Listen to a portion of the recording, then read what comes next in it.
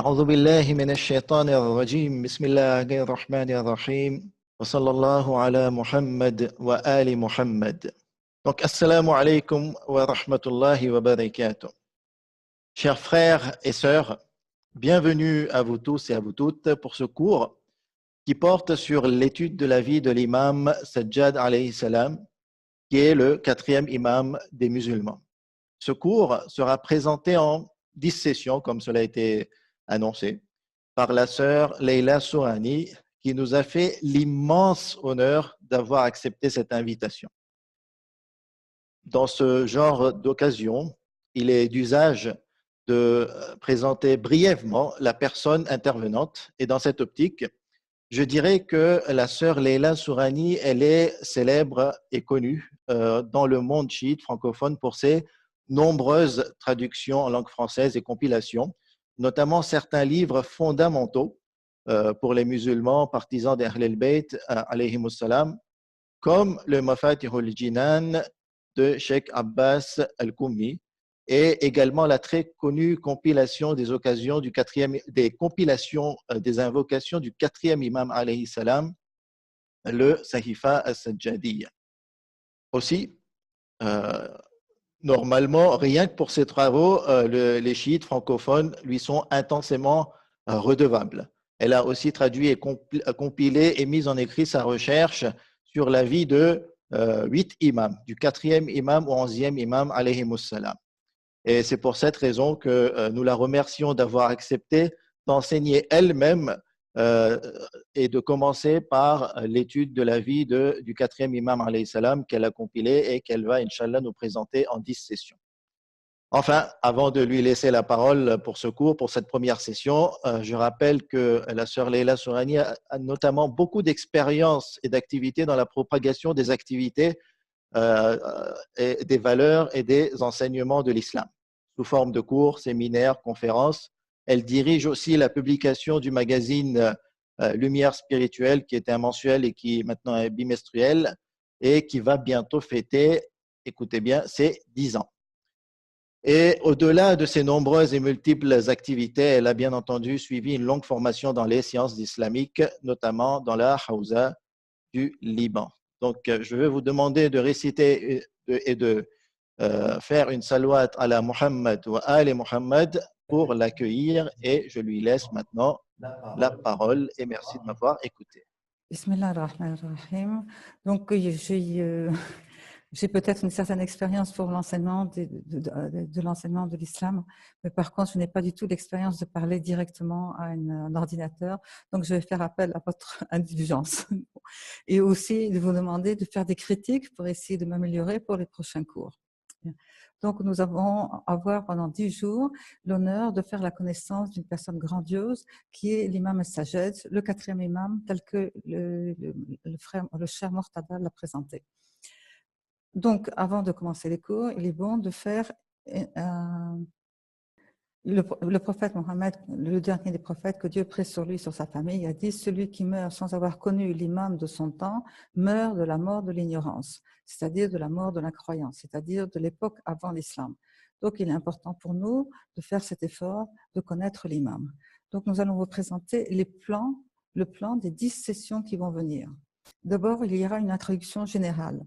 Exceptionnellement, cette introduction générale comprendra 2 sessions. La première portera sur un rappel de points fondamentaux et la seconde sera sur la marche des imams avant l'imam Sajjad. Après avoir fait cette introduction générale, on va aborder les principaux moments de la vie de l'imam Sajjad, c'est-à-dire pour essayer d'avoir un point de rappel, un point de repère du début jusqu'à la fin des cours, de quelles sont les différentes étapes de sa vie, et aussi il était contemporain de quoi et de qui. Donc, ça vous permettra de suivre l'ensemble des cours et sans vous perdre dans les autres notions que vous pouvez avoir par ailleurs. Après, nous allons entamer donc sa vie proprement dit. Donc, ce sera la deuxième session. Il y a une partie de sa vie exceptionnelle qui est de Karbala à Médine, que tout le monde juge qui est une période de sa vie exceptionnelle et qui va constituer le cours, la 4e session, qui correspond à l'année 61 de l'Hégire. Et donc, la troisième grande partie, ça va être en fait la plus grande partie de la vie de l'imam Sajjad, l'imam Sajed à Médine de fin 61 de l'Hégire jusqu'à 95, à la date de son martyre. Cette partie-là va être divisée d'abord. On va faire son retour à Médine. Ça va constituer la 5e session. Puis, on va faire un état des lieux dans la situation de la nation islamique et comment, lui, il va déterminer ses principales tâches en fonction de cet état des lieux.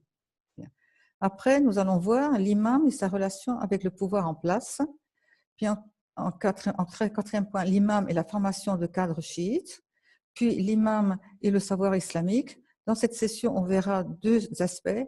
Un, premièrement, c'est la formation d'une élite, qui était un petit nombre, qui serait chargé donc aussi de promulguer le savoir authentique, et en même temps, sa position par rapport aux savants, qui étaient certains de ses élèves et qui sont devenus des savants de la cour des Omeyyades. Et puis, en dernière session, l'imam avec les gens ordinaires.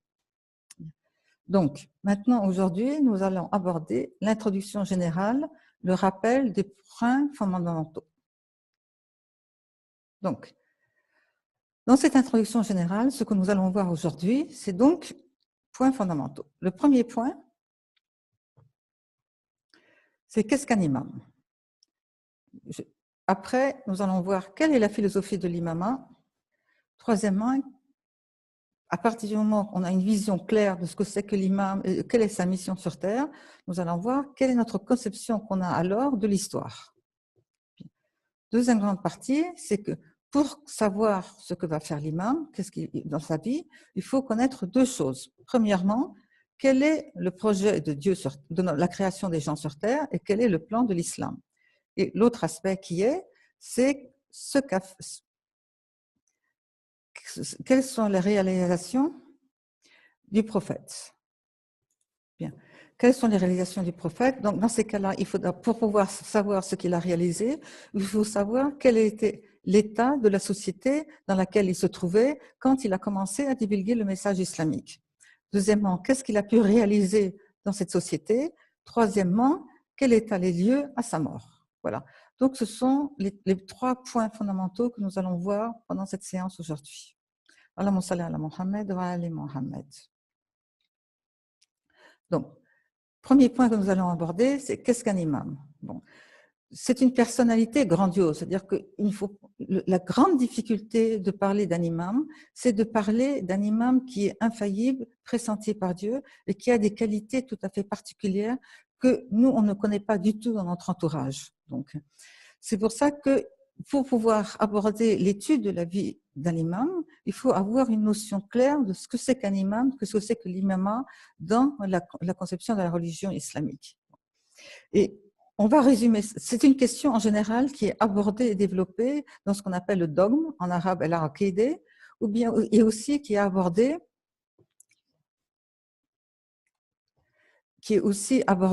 sur dans ce qu'on appelle la gnose en français et qu'en arabe on dirait l'irfan. Bon. Pourquoi? Parce qu'en ayant une vision claire de ce que c'est que l'imam, on peut comprendre à ce moment-là comment il agissait, quelles étaient ses perspectives et qu'est-ce qu'il a cherché à réaliser pendant la période de sa vie sur Terre. Bien. Donc, on peut en résumer dire on peut en résumer que l'imama est une manifestation de l'unicité divine sur Terre. Vous avez vu, sur votre droite est apparue la couverture d'un livre qui s'appelle l'Imam Sajed. Pratiquement tous les cours qui vont avoir lieu pendant les 10 jours de cette session vont parler de l'Imam Sajed. Les informations vont être tirées de ce livre qui a été publié il y a quelques années. Et ce cours-ci, cette session-ci, va surtout aborder les pages de 5 à 8 et les pages de 13 à 17. Allahumma salli ala Muhammad wa ali Muhammad. Bien. Maintenant qu'on a vu qu'est-ce que l'imam et qu'il faut avoir cette notion que si on ne les a pas, il faut aller se référer dans les livres de dogme ou bien d'irfan, on va se poser la question, quelle est la mission de l'imam? Bon. Pour se poser la question de l'imam, quelle est sa mission? Il faut obligatoirement se poser la question il vient après qui? Donc, il faut avoir aussi une notion de quelle était la mission du prophète Mohammed, dont eux, ils sont le prolongement. Donc, on peut en résumer que l'imama se situe dans la continuité de la mission divine du prophète Mohammed. Ils en sont, voilà. Donc, quand le prophète Mohammed a commencé le message, vous savez tous que le prophète Mohammed, c'est le dernier des prophètes et qu'il va divulguer le dernier des messages. Que tous les messages divins précédents ont été modifiés, falsifiés, tronqués, etc. Donc, on a affaire à un message. Dieu s'est engagé à ce que ce message ne soit pas déformé, transmis. Et c'est le dernier message et qui va être valable jusqu'à l'Yom el-Qiyamah, jusqu'à le jour de la résurrection. Pour que ce soit un argument à notre contre, il faut que ce message ne soit pas déformé. Bon. Dieu nous a dit dans son noble Coran, nous avons fait descendre le rappel et nous en sommes les gardiens.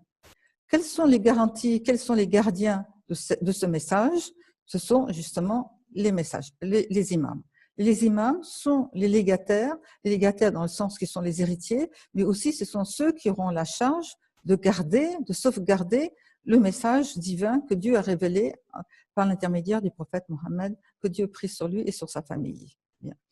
Donc, nous avons vu que l'imam, ils sont dans la continuité de la mission divine, qu'ils sont les légataires du prophète. Donc, on peut en déduire que, en règle générale, les objectifs des imams, de tous les imams, sont similaires, sont semblables. C'est-à-dire qu'ils vont avoir les mêmes difficultés, les mêmes fardeaux, les mêmes voies, les mêmes objectifs.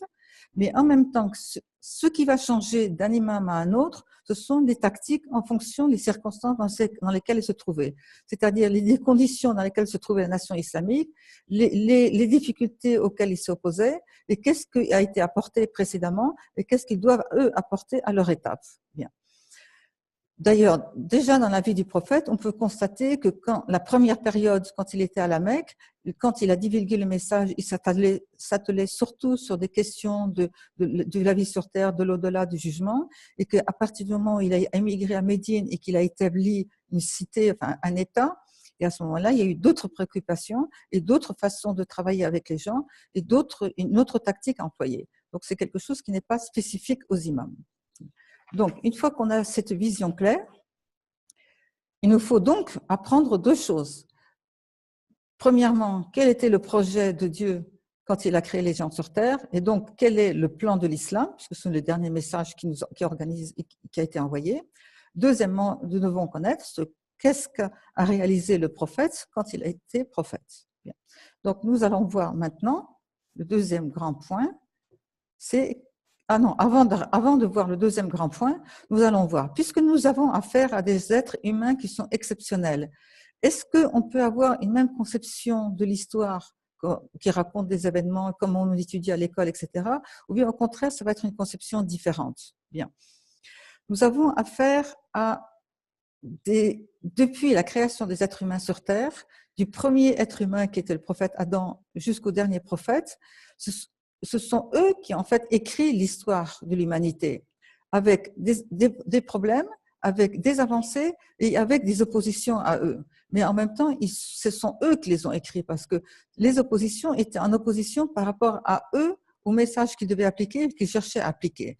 Donc, la première caractéristique de notre vision de l'histoire, ce sont les prophètes avec leur légataire qui écrivent les pages de l'histoire. Ça veut dire que eux, ils font apparaître l'histoire de l'humanité dans l'expression de la volonté divine, dans son perfectionnement, dans son mouvement, dans son déplacement vers Dieu. Donc, cette histoire-là ne sera pas, premièrement, une histoire de l'islam qui raconte les événements ou bien les conquêtes ou bien les différentes actions qu'ont fait les califes rois depuis qu'ils ont pris le pouvoir jusqu'à maintenant. Bien. Ni ça va être une histoire des événements sur le plan culturel ou bien soi-disant des découvertes, soit des événements sociaux qui ont pu apparaître ou bien des conquêtes ou bien un développement commercial. Bien. Un autre côté aussi, ils ne seront pas uniquement une narration des vertus, comme souvent on entend parler de la vie des imams, à travers des qualités qu'ils avaient ou bien dans la façon dont ils se comportaient avec les gens. Ni non plus un rappel des dates de leur naissance plus ou moins approximatives ou de leur mort plus ou moins approximative. On se rappelle des dates qu'on essaie de commémorer, ni des activités qu'ils ont eues isolées de tout le contexte. Au contraire, nous allons chercher à montrer à travers l'histoire, avec une approche globale et unicitaire, le rôle joué par les imams dans la réalisation de leur mission divine sur Terre. les tâches qu'ils ont menées et les effets, les résultats qu'ils ont eus de leur agissement dans la société sur les gens. Voilà. Donc ça va être notre conception de l'histoire. C'est eux qui vont avoir le rôle principal, même si dans tous les livres d'histoire qu'on a à l'heure actuelle en Occident, etc., on les mentionne ou bien de façon très minoritaire, ce sont eux qui ont en fait le rôle moteur dans toute l'évolution de la société islamique. Bien. Bien sûr, il y a des difficultés pour aborder l'histoire des imams.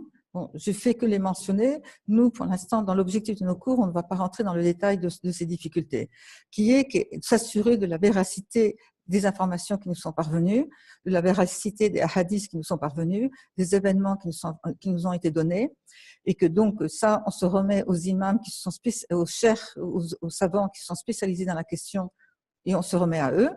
Deuxième point, il faut aussi avoir des outils scientifiques pour permettre d'analyser, de comprendre, donc, et avoir une bonne méthode. Il y a un élément que l'islam en général considère dans l'approche de la vie des imams, c'est aussi la conception qu'on a du rôle et de la mission qui leur a été donnée. C'est-à-dire que si ça rentre en contradiction soit avec le Coran, soit vers la mission globale dans laquelle on a fixé, nous, c'est un instrument et ça nous permet, nous, d'évaluer des événements ou pas. Bien. Maintenant qu'on a vu cet aspect-là, on va voir le projet. Les conséquences de la société, je l'avais dit. Bien. Quel est le projet de Dieu dans la création des êtres humains sur Terre, et surtout, quel était le projet de Dieu quand il a divulgué le dernier de l'islam, le dernier message qui était l'islam, qui est une religion qui est fondée sur le message du Coran, mais aussi qui donne tout un type d'organisation de la vie. Donc, nous allons voir quel est le plan de l'islam.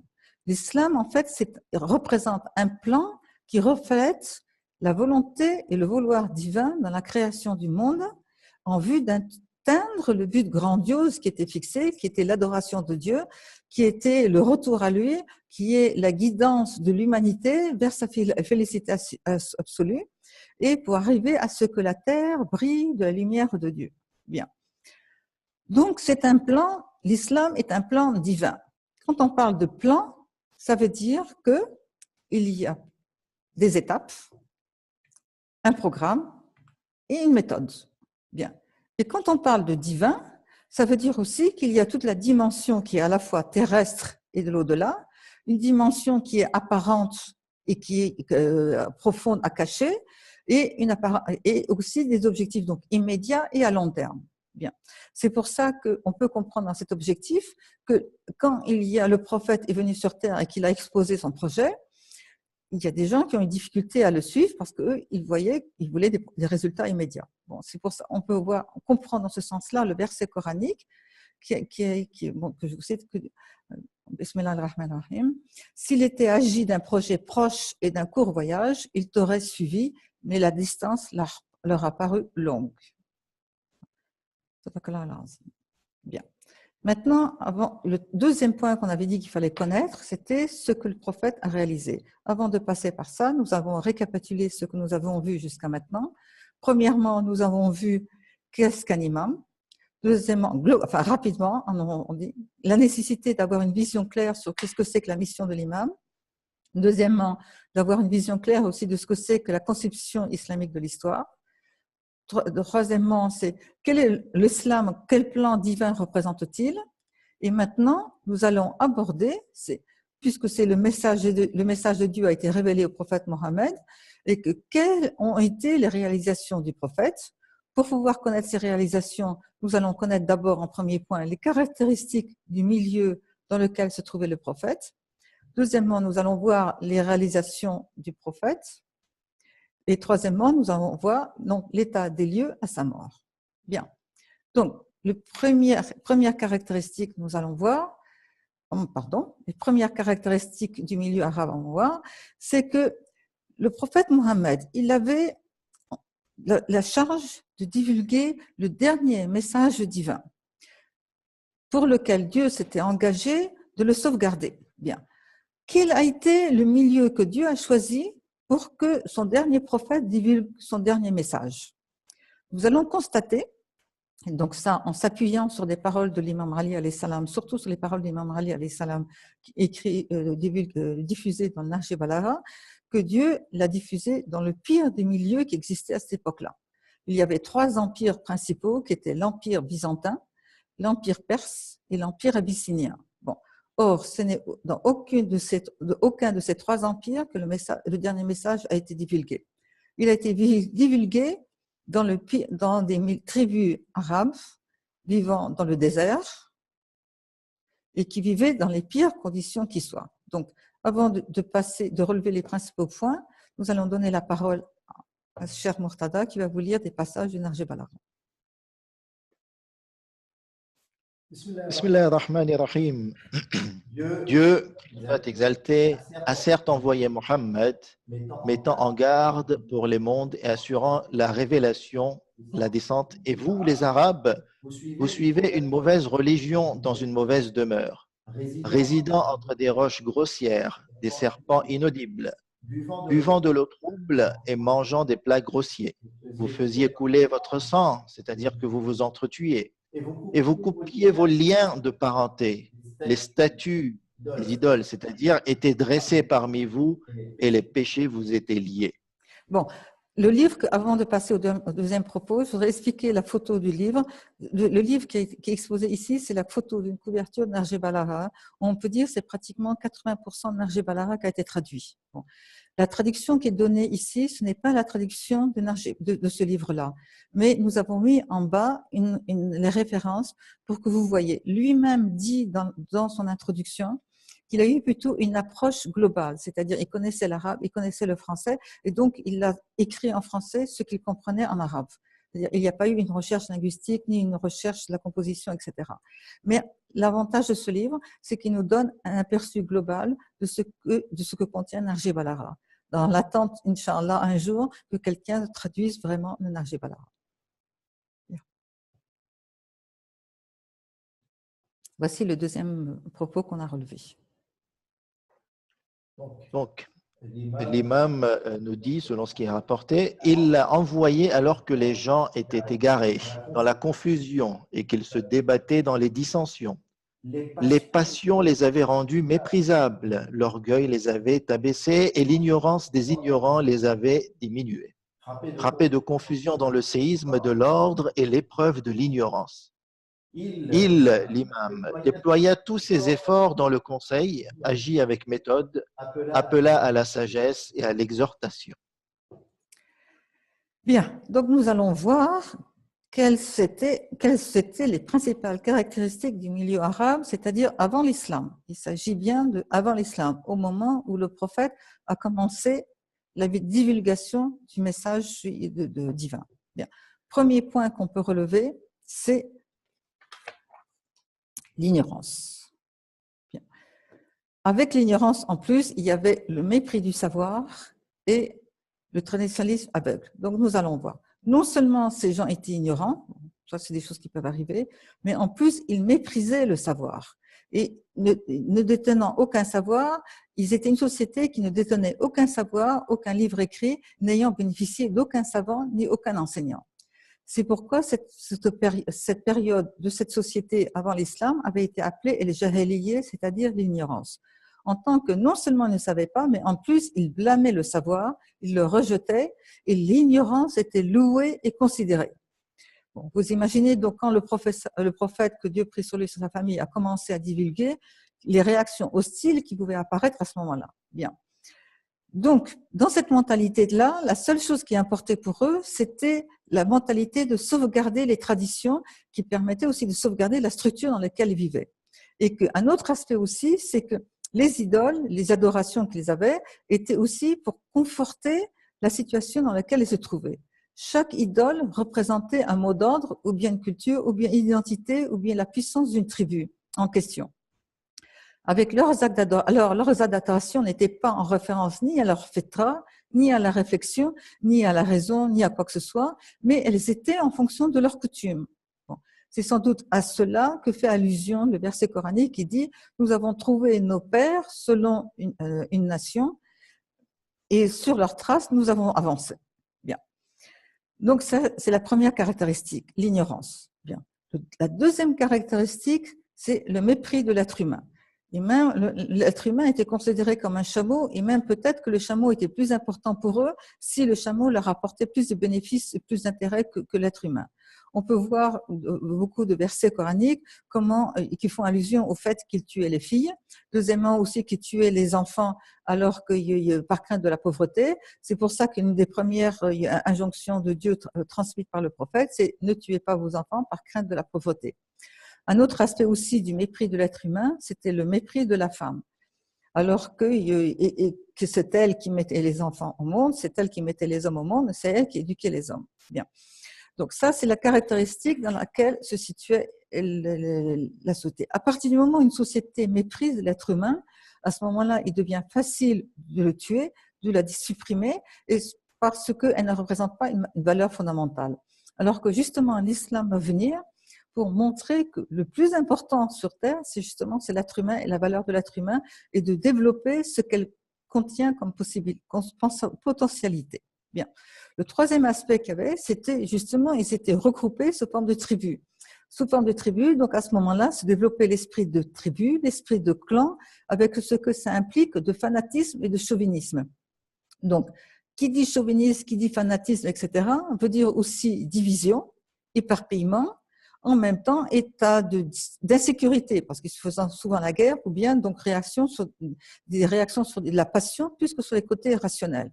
Au point qu'à cette époque-là, les trois grands empires que j'ai déjà cités, qui étaient l'Empire byzantin, l'Empire perse et l'Empire abyssinien, ne les prenaient même pas en considération et ne considéraient pas que ces tribus arabes qui étaient dans la péninsule arabique constituaient un danger pour eux. Ils ne les considéraient pas. Donc ça, c'est un aspect. Le dernier aspect, c'est ce qu'on appelle l'absence de propreté et d'hygiène et qui favorisait le développement des maladies. Bien. Dans la mesure où c'est un peuple qui vivait dans le désert, où il y avait très peu d'eau, où les conditions de vie étaient les plus difficiles, c'était quelque chose qui était méprisé. C'est-à-dire qu'au lieu de chercher à améliorer leurs conditions, ils s'étaient habitués à ces conditions et alors qu'on sait que la propreté apporte la réjouissance, eux, au contraire, se trouvaient enfermés dans leurs conditions et ils se complaisaient dans ces conditions. Donc, voilà les quatre principales caractéristiques dans lesquelles se trouvait le prophète Mohammed quand Dieu lui a demandé à divulguer le message.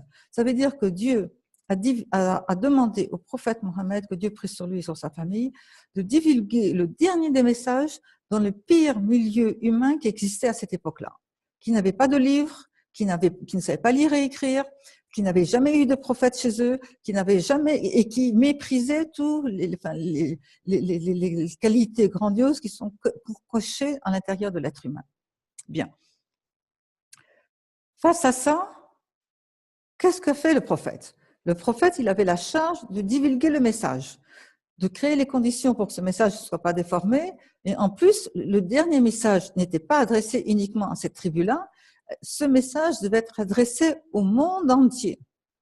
C'est-à-dire que le dernier message est adressé au monde entier, c'est-à-dire celui-là, jusqu'au Yom el-Qiyamah, le monde entier de tous les gens sur Terre devait se tourner sur ce message-là.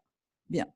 Donc, nous allons voir quelles ont été ses premières réalisations. La première chose qu'il a fait, les 4 mesures, c'est premièrement, face à l'ignorance, il va mettre en évidence, il va mettre en avant l'obligation de la recherche du savoir, que ce soit pour les hommes ou que ce soit pour les femmes, petits ou grands, vieux ou jeunes. Il n'y a pas de limite d'âge, il n'y a pas de différenciation de sexe. Deuxièmement, il va valoriser l'être humain. Il va le placer comme étant central. Et il va avoir, aussi bien au niveau de ses paroles, au niveau de ses actions, mettre la place centrale de la société autour de l'être humain. Et bien sûr aussi, il va valoriser, c'est-à-dire la femme, le rôle de la femme elle-même et le rôle de sa femme. En la personne de qui, dont vous vous doutez bien, la première personne dont il va parler, qu'il a façonné lui de ses propres mains, ça va être sa propre fille, Fatima Zahra alayhi salam. On sait que si elle était un homme, elle aurait été un prophète, qui est arrivé au même niveau de perfection que le prophète. Bien.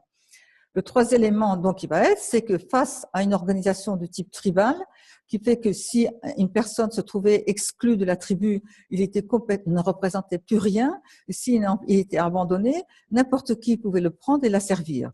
Donc, à la place de ce système-là, lui, il a mis en place une organisation sociale qui va être basée sur la paternité, sur des alliances politiques et qui va se référer à ce qu'on appelle un code social qui va être la législation islamique. Et le dernier point qui va être, c'est que pour lutter contre l'absence d'hygiène et de propreté, il va donc leur enseigner les règles d'hygiène et de propreté, les règles de la purification, qu'elles soient physiques, matérielles ou qu'elles soient morales. Donc, ce sont 4 mesures qu'il va en opposition qu'il va mettre en avant pour lutter contre les 4 principaux obstacles pour la diffusion du message. Bien. Si vous voulez avoir un complément d'information sur ce point-là, sur l'époque du prophète, les difficultés, les circonstances dans lesquelles il a divulgué ce message et les réalisations qu'il peut faire, je vous renvoie au dernier livre qui a été traduit en français de Saïd Abbas Noureddin, avec le titre de La mission impossible de l'imam Ali, et notamment sur les pages de 15 à 31. Que Dieu prie sur sa famille. Bien, donc, l'objectif du prophète, c'était de transformer cette société qui était la pire des sociétés à cette époque, il devait la transformer en une nation qui fût sortie pour les gens, c'est-à-dire les nations de façon générale, sans limite d'espace et de temps, ordonnant le convenable et interdisant le blâmable et croyant en Dieu. Voilà l'objectif que devait avoir le prophète et on a vu comment il s'est pris.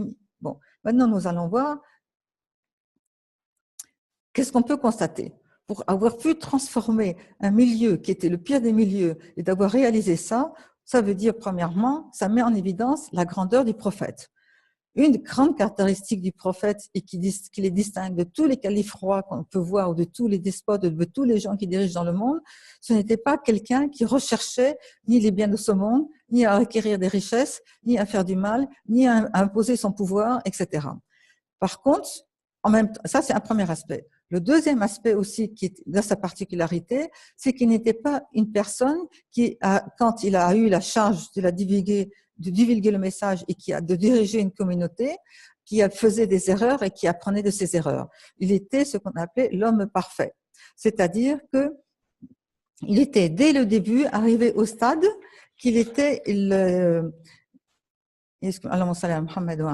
qui avait eu accès au savoir absolu, à la puissance absolue, à la miséricorde absolue. C'est-à-dire qu'il était arrivé dès le début à quelqu'un qui ne faisait aucune erreur. À partir du moment où nous, on a clairement cette conception, on peut avoir une approche de tout ce qu'il a fait, que tout ce qu'il a fait est juste, donc chercher à comprendre les difficultés et comment il s'est pris à partir de ce critère-là. Donc, premier aspect qu'on peut constater, c'est la grandeur du prophète.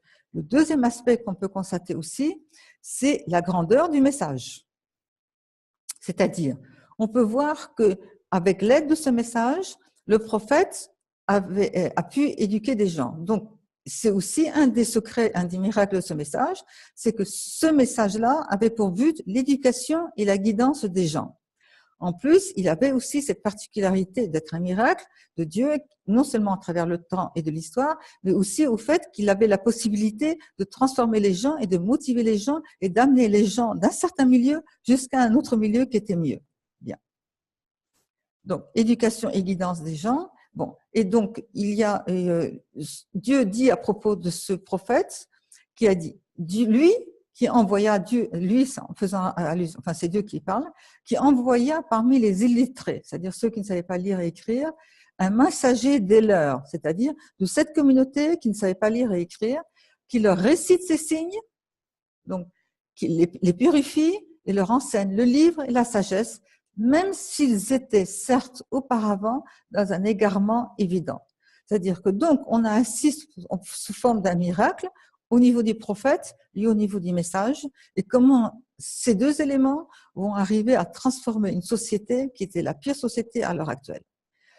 De cette façon-là, l'argument est achevé pour tout le monde, que ce soit pour tous les êtres humains sur Terre, mais aussi pour tous les prophètes qui ont été envoyés depuis le premier prophète Adam jusqu'au dernier prophète Mohammed. Que Dieu prie sur le prophète Mohammed et sur sa famille. Bien.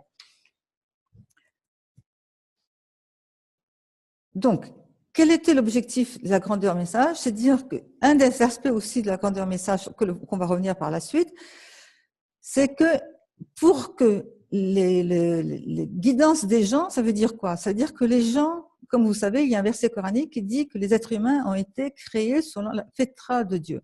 C'est-à-dire que tout être humain est créé avec quelque chose qui, s'il le développe, il peut être meilleur que les anges et devenir comme le prophète.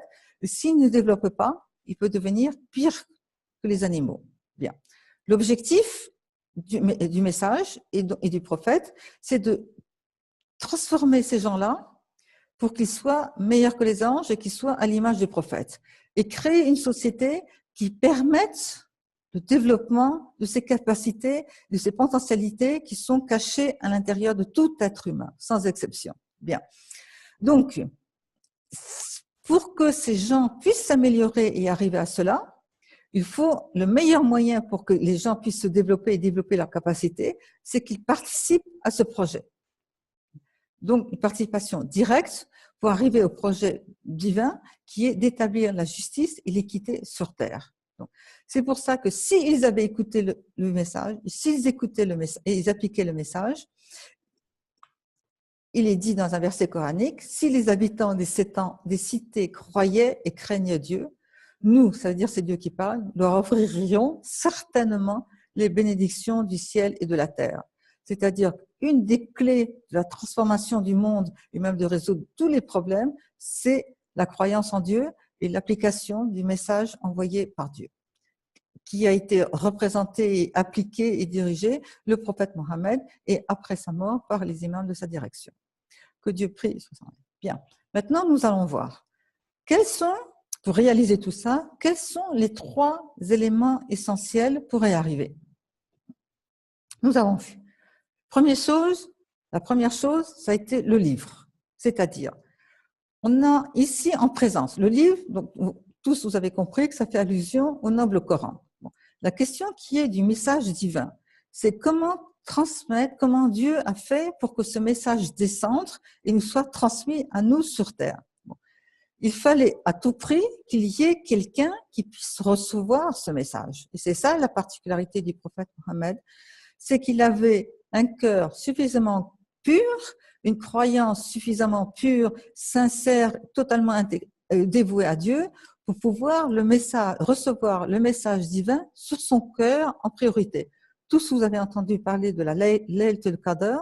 La nuit d'Al-Qadr fait référence à cette descente. Et vous pouvez voir qu'en arabe, on parle de descente, alors qu'en français, on parle de révélation. Bon.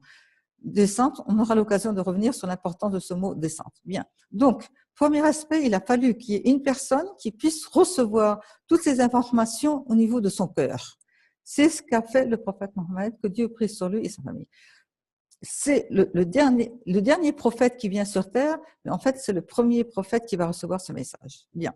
La deuxième mission que devait avoir le prophète, c'est de transmettre ce message de façon que nous, qui sont à un degré nettement inférieur, puissent le comprendre et le lire.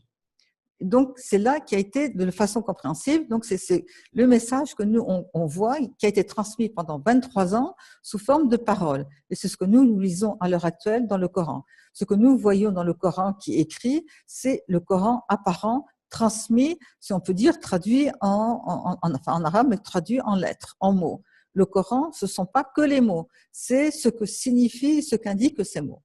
Donc, le premier aspect, donc c'est le livre. Premièrement, la diffusion, la descente sur le cœur des prophètes. Deuxièmement, sa transcription, sa transmission pour les gens comme nous. Troisièmement, ça va être sa sauvegarde.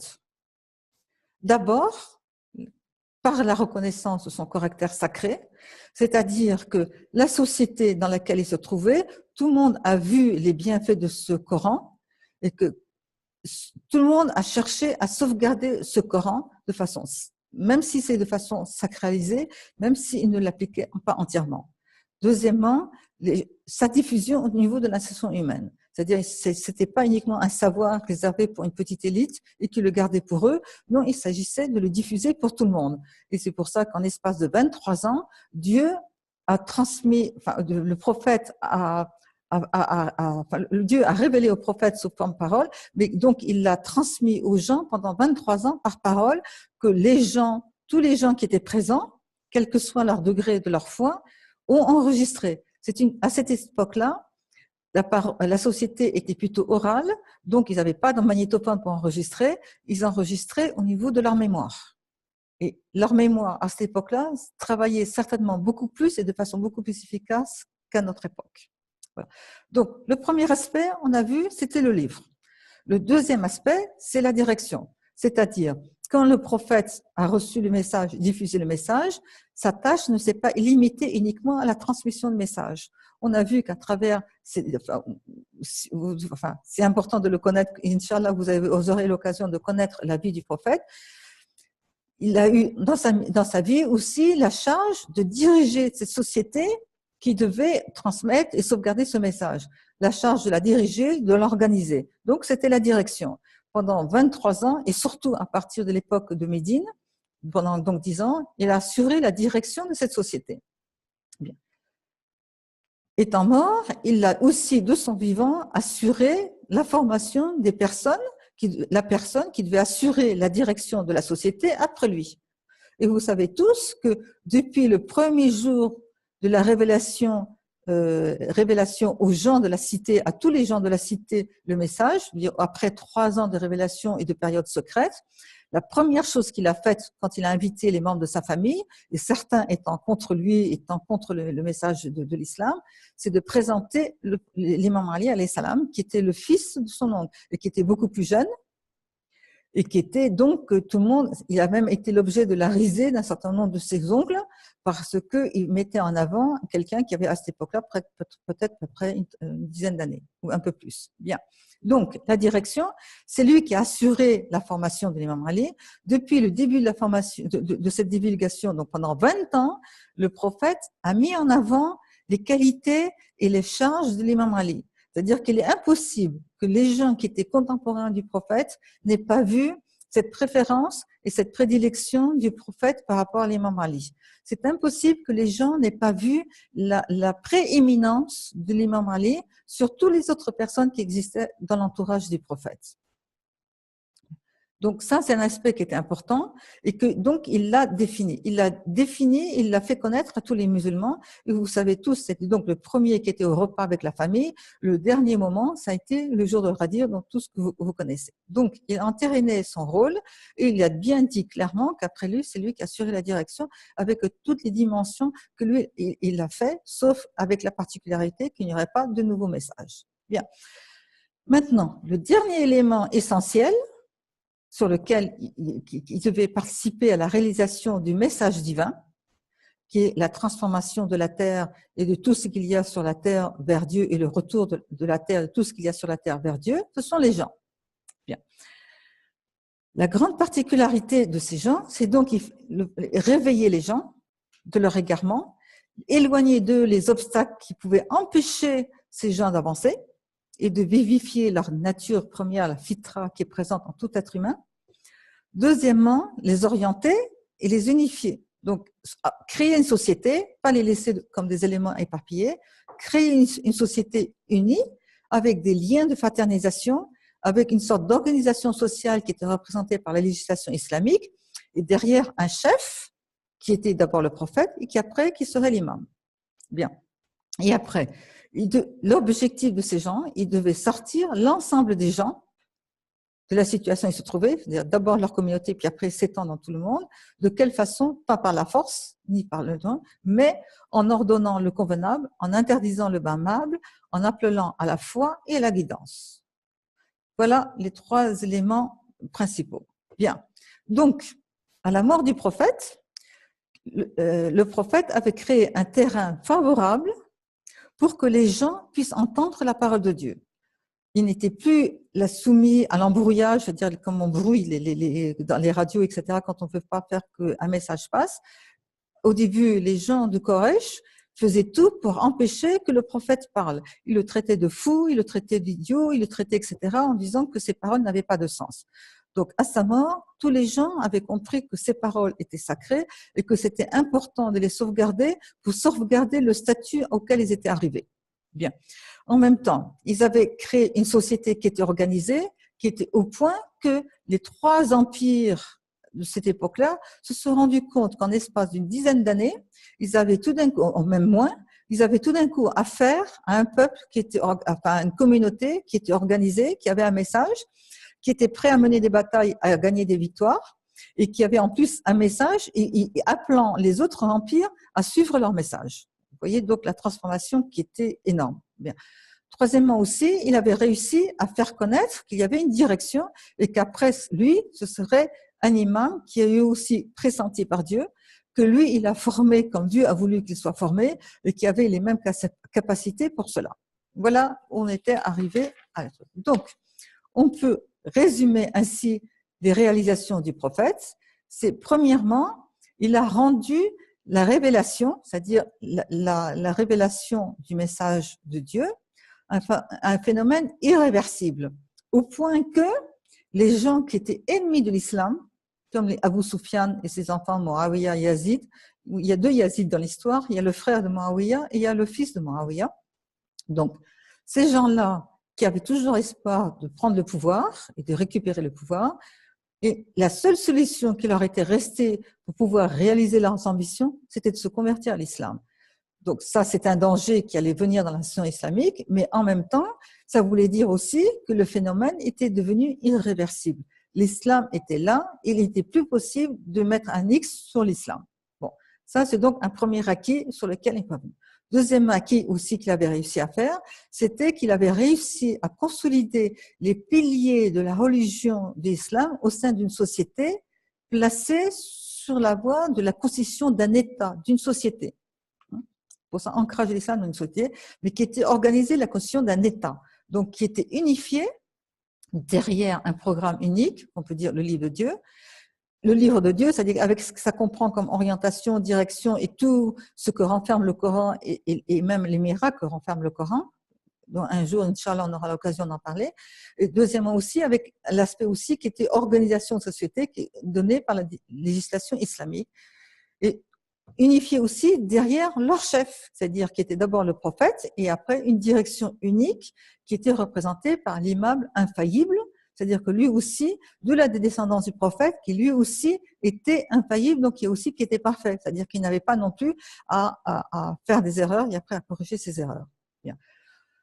Voilà les grandes réalisations du prophète. Maintenant, on va voir un dernier aspect qui est donc communauté unifiée et le livre unique, ok, et la direction unique. Bien. Le dernier aspect c'est à savoir quel était l'État. Bon, nous on vient de voir les grands acquis qui ont eu lieu, mais en même temps, ce n'était pas terminé. Il n'est pas arrivé au top. En l'espace de 23 ans, c'est ce qu'il a pu réaliser, ce qui était énorme. Mais est-ce que ça voulait dire que la société islamique était au top, que le message islamique pouvait être appliqué entièrement? Bon, vous-même, vous pouvez le savoir que non. Bien. Donc, c'est une nation qui commençait à naître, qui avait fait apparaître des points forts, mais qui avait aussi encore des points de faiblesse. Donc, c'est une société jeune, qui avait encore beaucoup en elle des germes de faiblesse, et que malheureusement, dans cette société, les gens qui ont suivi le prophète, certains ont vu, enfin tout le monde a vu les bienfaits de ce message islamique, certains, une minorité, avaient compris, avaient adhéré au message divin de ce prophète, comme Salman el-Farsi, comme Abu Zar, comme beaucoup d'autres noms de ce genre, mais la grosse majorité ont vu que ce message leur avait permis de sortir de leur ignorance de l'état dans lequel ils se trouvaient avant dans le désert, et que d'un coup ils étaient devenus une force réelle reconnue par les autres grandes puissances. Donc pour eux, le Coran, la religion islamique, représentait pour eux un moyen d'améliorer leur situation de vie sur terre, et d'autre part, ils avaient réduit le Coran, la religion de l'islam, uniquement à des rites qu'ils mettaient en avant. Bon.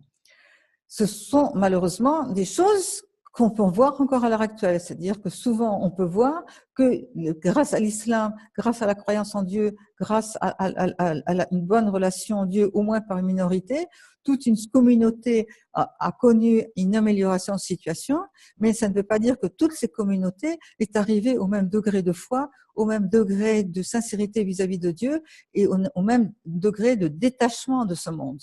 Il y a des gens, au contraire, qui ont vu que c'était un moyen d'acquérir ce monde et d'acquérir les biens de ce monde. Donc ça, c'était le grand danger. Bien.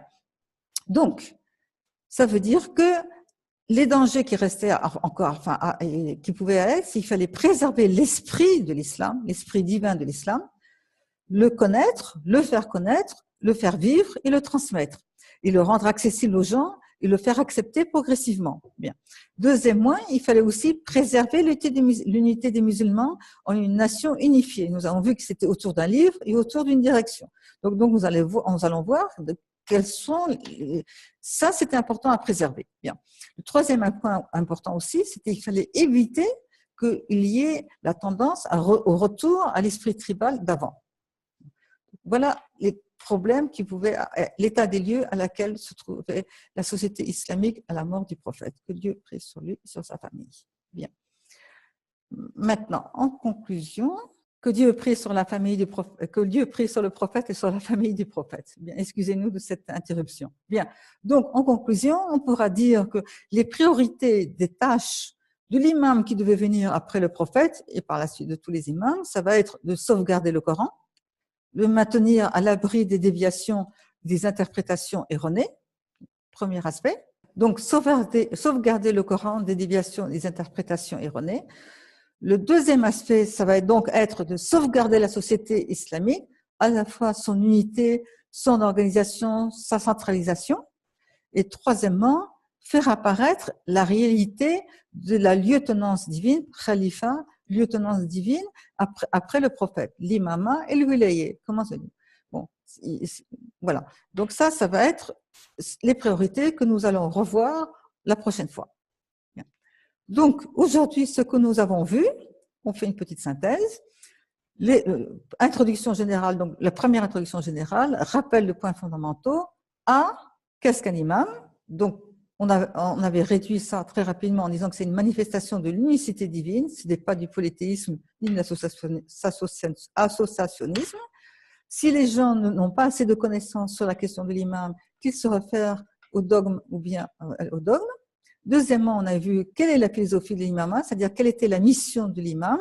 Et on avait vu qu'il était dans la continuation de la mission du prophète. Si les gens n'ont pas assez de connaissances de la mission du prophète, nous les encourageons à jeter un petit coup d'œil sur la vie du prophète. Troisièmement, donc, puisque ce sont des gens exceptionnels, on doit avoir une conception aussi particulière de l'histoire de l'islam, de l'histoire en général et de l'histoire de l'islam. Bien. Deuxième point, on a dit, mais puisqu'il parle de l'islam qui est la religion de Dieu, donc on doit se poser qu'est-ce que représente l'islam?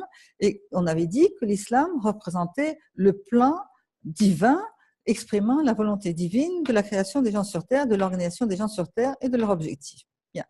On avait dit aussi que donc si on veut connaître l'imam, puisqu'il a un projet divin, il fallait aussi savoir ce qui s'est passé avant l'imam, c'est-à-dire quelles ont été les réalisations du prophète et jusqu'où le prophète a pu aller et quels sont les acquis et quels sont les dangers qui pouvaient apparaître. Donc, quand les réalisations, on avait vu les caractéristiques du milieu dans lequel il se trouvait, on avait vu les réalisations et donc on a vu l'état des lieux à sa mort.